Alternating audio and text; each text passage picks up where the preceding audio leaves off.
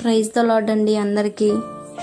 ఈ 2026 మొదటి సంవత్సరంలో మొదటి నెలలో ఇది 3వ శుక్రవారం. మరి ఉపవాస ప్రార్థనలో మేమందరూ పాల్గొని మరి మా సంఘ క్షేమము కొరకు మా సంఘ అభివృద్ధి కొరకు మేమందరం కూడా కూడి ప్రార్థించాము. మరి కొద్ది మాటలు కూడా దేవుడి మాటలు మాట్లాడుకున్నాం. బైబిల్ ఉపవాసం గురించి ఏం చెప్పుచున్నది, ఉపవాసం ఉన్నప్పుడు ఎలా ఉండాలి, ఉపవాసం ఎందుకు చేయాలి, మరి అలాంటి మాటలు మేము ఎన్నో చెప్పుకున్నాం. మరి మీరు కూడా ఈ ఉపవాస ప్రార్థనలో శుక్రవారం మీ సంఘాలకు కూడా వెళ్ళి అనేక మంది కొరకు ప్రార్థిద్దాం.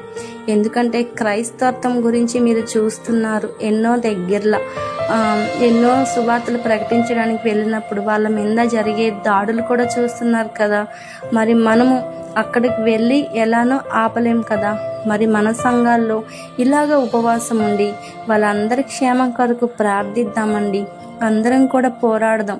ప్రార్థనలో ఏది కూడా అసాధ్యం అవ్వదు కదా, అన్నీ సాధ్యం అవుతాయి కదా. మరి ప్రతి ఒక్కరం కూడా అలాంటి వాటి కోసం ప్రతి ఒక్కరు కూడా ఏ శ్రమలో ఉండకూడదని ప్రార్థిద్దాం. Praise the lord.